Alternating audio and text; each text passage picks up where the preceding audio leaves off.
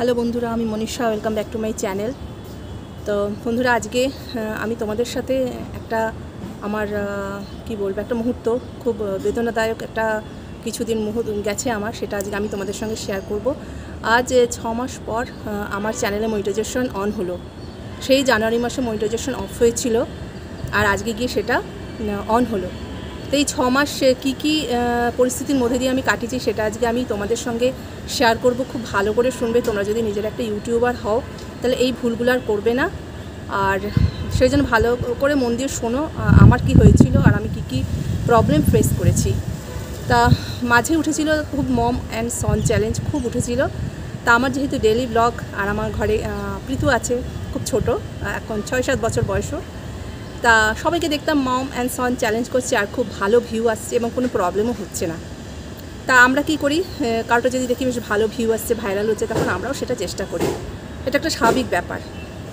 তা আমিও তখন বেশ 2-3 মাস ধরে মম অ্যান্ড সন চ্যালেঞ্জ দিচ্ছিলাম, বিভিন্ন মানে ডেলি ব্লগ, তার সঙ্গে হাগ চ্যালেঞ্জ, বিয়ার হাগ চ্যালেঞ্জ, ল্যাব সিটিং চ্যালেঞ্জ, এরকম বিভিন্ন ধরনের চ্যালেঞ্জের ভিডিওগুলো ওর সঙ্গে করছিলাম এবং খুব ভালো ভিউ আসছিল।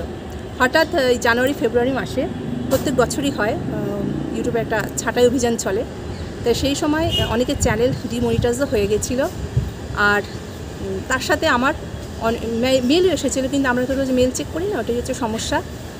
তা হঠাৎ ঠিক তার আগেই আমি মানে 3-4 দিন আগেই আমি আমার সেকেন্ড পেমেন্টটা তুলেছিলাম, সৌভাগ্যবশত ঠিক তার 2-3 দিন পরেই আমার চ্যানেল থেকে মনিটা অফ হয়ে যায়।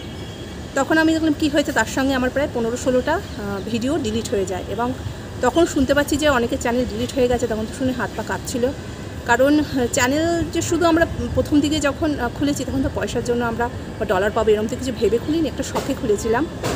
তো সেই জন্য সেখানে অনেক রকম স্মৃতি আছে, কত কষ্ট করে আমরা ভিডিও করি, কোথাও ঘুরতে গেলে, মানে বিভিন্ন ধরনের স্মৃতিও আছে। তা চ্যানেলের মনি অফ হয়ে যাওয়া মানে চ্যানেলটা ডেডি হয়ে যাওয়া, সেই চ্যানেলও তার ভিডিও দেবো না, আর চ্যানেল চলে যাওয়া মানে সেটা আরোই একটা দুঃখজনক ব্যাপার, পুরো স্মৃতিটাই চলে গেল। তা সেই জন্য মন মেজাজ খুব খারাপ ছিল। কিন্তু তারপরে আমাকে 3 মাস পর, মানে মার্চ মাসে আমার রিঅ্যাপ্লাইয়ের ডেট ছিল। আর আমি একটা ভুল করেছি, আমি ভাবলাম ইউটিউবটা সব ডিলিট করে দিয়েছে, তাহলে আমার আর কিছু ডিলিট করার দরকার নেই। কিন্তু তখনও চ্যানেলে আমার আর আমার ছেলের সাথে একটা ভিডিও ছিল, রাইমসের ভিডিও ছিল। আমি ভাবলাম এটা তো কোনো চ্যালেঞ্জ না, এটা একটা রাইমস। তো সেই জন্য আমি কিছু ডিলিট করিনি। আর একটা মম অ্যান্ড সন বলে একটা থাম্বনেল ছিল, একটা টাইটেল ছিল, তো সেটাও আমি ডিলিট করি না। আমি যে সবই তো করে দিয়েছি, আর কি হবে। কিন্তু এটাই হয়েছিল আমার ভুল। আমি কি করেছি, সেসব কিছু না করেই, রিমুভ না করেই, এডিট না করেই আমি আবার রিঅ্যাপ্লাই করার সাথে সাথেই ওটা ডিসমিস হয়ে যায়। মানে আবার বললো আবার 90 দিন পর তুমি আবার রিঅ্যাপ্লাই করবে, মানে 25শে জুলাই, যেটা কালকে গেছে, আজকে 26শে জুলাই। আর তখন তো আবার মন ভীষণ খারাপ, আবার 6 মাস, মানে অনেকে হলে হয়তো আপসেট হয়ে ছেড়েই দিত। আর তখন আমি ভাবলাম ঠিক আছে, করবো। ও বাবা, 2-3 দিন যাওয়ার পর থেকে দেখছি প্রচণ্ড পরিমাণে ডাব্লিউটি মানে নেমে যাচ্ছে। মানে 4000, আমার প্রায় 5000 মতো উপরে ডাব্লিউটি ছিল, ফার্স্ট টাইম ছিল আর কি, 365 দিন। সেখান দিয়ে কমতে কমতে মানে 3400-তে নিয়ে এসছে, মানে এইভাবে কমতে কমতে। আর তারপর তো মাথাটা মানে খারাপ হয়ে গেছে, কী করে অতটা ডাব্লিউটির প্রত্যেক দিনই কেটে যাচ্ছে। তা খুব সাবধান কিন্তু তোমরা, কোনো ভিডিও দেওয়ার আগে সেটা কী ভিডিও ভালো করে দেখে শুনে দিও। একবার ডাব্লিউটি কমতে শুরু করলে সেটা ম্যানেজ করা মানে খুব খুব কষ্টকর। তারপরে 3 মাস অক্লান্ত পরিশ্রম করে আমি তো ভেবেছিলাম যে চ্যানেলটা ছেড়েই দেবো। তারপরে একজন বললো যে ভায়োলেশন এসছে, তোমার চ্যানেল থাকবেই না, বেকার, এখানে কোনো ডাব্লিউটি অ্যাডই হবে না। কিন্তু আমি হাল ছাড়িনি, এবং তার জন্য কিন্তু 2জন বন্ধু, আমি নাম অবশ্যই বলবো। সে হচ্ছে আমাদের বাংলাদেশের একজন বন্ধু আমার, মোহাম্মদ নাজমুল হক, যিনি আমাকে জোর করে প্রায় ধরে রেখেছে বলতে গেলে। উনি বলে না, আপনার হবে, আপনি ছাড়বেন না। আর সেই দুঃখে আমি কী করেছি, একটা নতুন চ্যানেলও খুলেছি। আর সেই চ্যানেলটাও আস্তে আস্তে কিন্তু গ্রো করেছে এর মধ্যে। মানে বলে ভগবান যা করে নাকি ভালোর জন্যই করে, হয়তো সেটাই হয়তো আমার ভালো, যে একটার সঙ্গে আমার দুটো পাওয়া হয়ে গেল। তো উনি কিন্তু আমাকে ইন্সপিরেশন এত জুগিয়েছে যে ওনার নামটা যদি আমি ভিডিওতে না বলি তাহলে আমার নিজেরই মানে ভালো লাগছে না, আর বলে ভালো লাগছে যে ওনার কথাতেই কিন্তু আজ আমার মনিটা অন হয়েছে। মানে আমি ছেড়েই দিতাম হাল, ওনার জন্যই আমি পরিশ্রম করেছি। সেটা তো আলাদা কথা, পরিশ্রম না করে তো ছেড়েই দিতাম। আরেকজন হচ্ছে এমডি ভাই, তার নামও আমি বলবো। তিনিও আমাকে বলেছিলেন যে আপনি কাজ করে যান, ডাব্লিউটি অ্যাড হবে। আপনি কাজ করে যান। তো এদের দুজনকে অনেক অনেক ধন্যবাদ, আমার মন প্রাণ থেকে ধন্যবাদ। ঈশ্বর আপনাদের মঙ্গল করুক, আপনাদের যদি কিছু সমস্যা থাকে সেগুলো সমাধান হয়ে যাক। আর যারা আমাকে সাপোর্ট করে গেছে, আমার চ্যানেলকে সাপোর্ট করে গেছে, আমার পাশে ছিল এই বিপদের সময়, তাদের সকলকে আমি ধন্যবাদ জানাচ্ছি মন থেকে। আপনারা সবাই ভালো থাকবেন। আর বন্ধুরা, আমি যে সমস্যার সম্মুখীন হয়েছে সেটা তোমাদের সঙ্গে শেয়ার করলাম।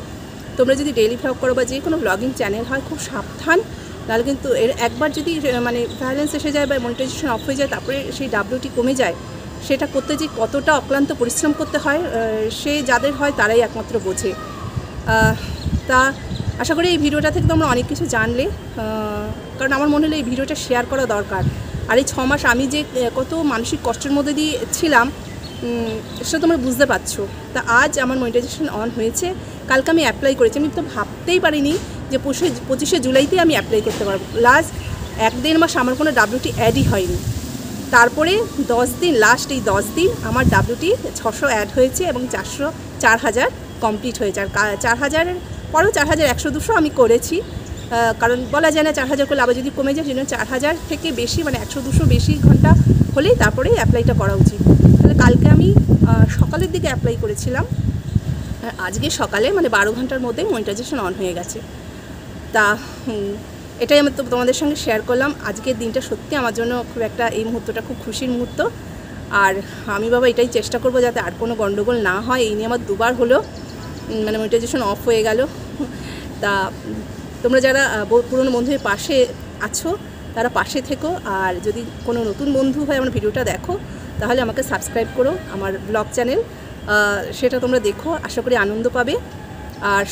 আর বলবো যে সকলে ভালো থেকো, সুস্থ থেকো। আর পরের ব্লগ যে চ্যানেলের ভিডিও, সে ব্লগ নিয়ে আসছি আমি। তাহলে নেক্সট ভিডিওতে আবার দেখা হবে। ততদিন তোমরা ভালো থেকো, সুস্থ থেকে এই কামনা করি। টাটা।